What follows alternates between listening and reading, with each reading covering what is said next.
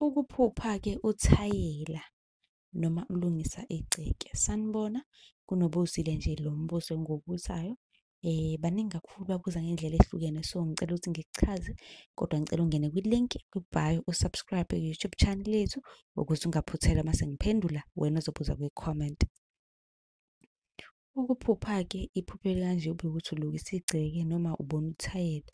Leli phupho kusuke kudingeka ukuthi-ke nenze inhlambuluko kwiy'dala zasekhaya.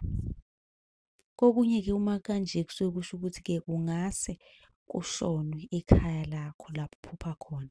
Kanti kokunye-ke kusho ukuthi ikhaya lingcolile, kugcwele imithi nezilwane, imithi engalungile, okungenzeka ukuthi kunabantu abalokhu beganga.